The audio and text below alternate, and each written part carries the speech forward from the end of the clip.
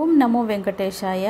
మొన్న శనివారం రోజు అప్డేట్ ఇవ్వలేకపోయాను, నిన్న కుదరలేదండి. సో ఇప్పుడు ఆ విషయం గురించి శనివారం గురించి కొంచెం వివరంగా తెలుసుకున్న తర్వాత మళ్ళీ అప్డేట్లోకి వచ్చేద్దాము.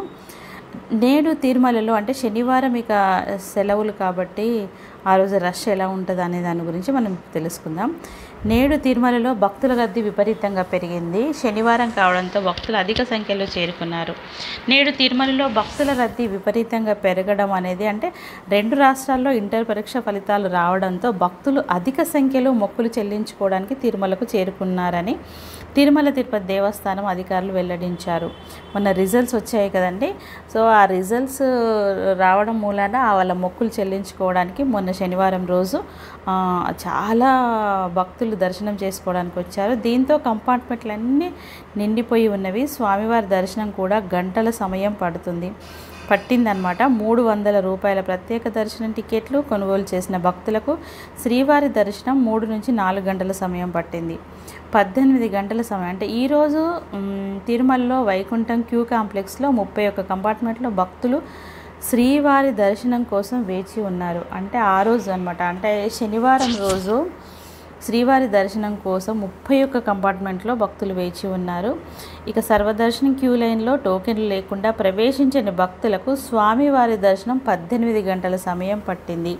తిరుమల తిరుపతి దేవస్థానం అధికారులు తెలిపిన విషయం ఏంటంటే అంటే శనివారం రోజు 57,909 మంది భక్తులు దర్శించుకున్నారు. వీరిలో 32,403 మంది భక్తులు తలనీలాలు సమర్పించుకున్నారు.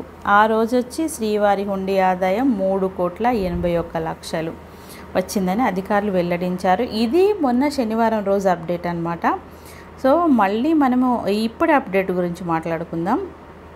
ఇక మే మంత్లో అప్డేట్స్ ఏంటంటే మేలో తిరుమల వెళ్తున్నారా, అయితే ముఖ్యమైన తేదీలు మనం గుర్తుపెట్టుకోవాలండి. ఏ రోజు ఏం జరుగుతుంది అనే విషయం గురించి దాని గురించి అయితే కలియుగ ప్రత్యక్ష దైవము తిరుమల తిరుపతి వెంకటేశ్వరుడు దర్శనానికి వెళ్ళాలని చూస్తున్నారా, అయితే మీకు ముఖ్యమైన అలర్ట్ ఏంటనుకుంటున్నారు. మే నెలలో అంటే వచ్చే నెలలో తిరుమలపై ముఖ్యమైన తేదీలు ఏంటివి, ఏ రోజున ఏ ప్రత్యేకత ఉంది, మే నెలలో తిరుమలలో విశేష ఉత్సవాలు ఏంటివి అనే దాని గురించి మనం తెలుసుకుందాము.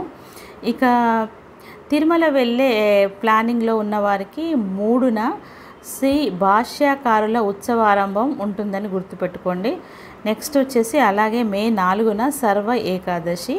చాలామంది సర్వ ఏకాదశిని పవిత్రమైన రోజుగా భావిస్తారు. అందువల్ల మీరు కూడా ఆ రోజును తిరుమల వెళ్ళే ఆలోచనలో ఉంటే ముందుగానే అందుకు తగినట్టుగా ప్రణాళికలు వేసుకోవడం ఉత్తమం.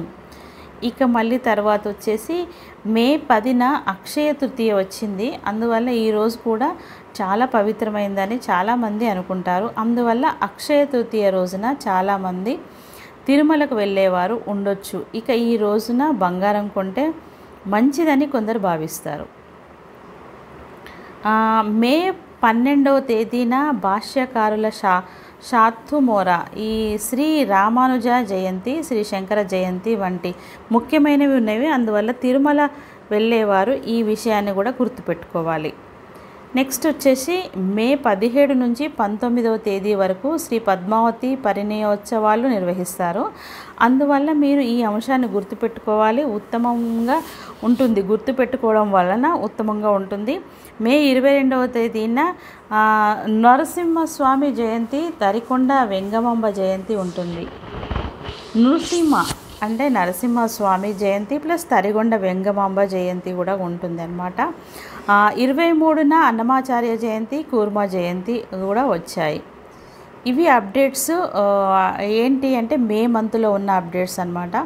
ఇలాంటి వీడియోస్ మొన్న సాటర్డే రోజు ప్లస్ వీడియో చేయడం కుదరలే కాబట్టి సాటర్డేవి, సండే రోజు ఇంక ఇన్ఫర్మేషన్ ఏం రాలేదు. సో సాటర్డే రోజు విషయాలే ఈరోజు మండే రోజు ఇప్పుడు చెప్తున్నాను. సో ప్లీజ్ ఇలాంటి మంచి మంచి వీడియోస్ కోసం మన ఛానల్ని లైక్ చేయండి, షేర్ చేయండి, సబ్స్క్రైబ్ చేసుకోండి. వెంట అప్డేట్స్ ఇస్తుంటాను. ప్లీజ్ కామెంట్ చేయండి, కామెంట్ పెట్టండి. ఎలా అనేది నేను ఎంత ఇంప్రూవ్ చేసుకోవాలో నాకు అర్థమవుతుంది. Like, share, subscribe.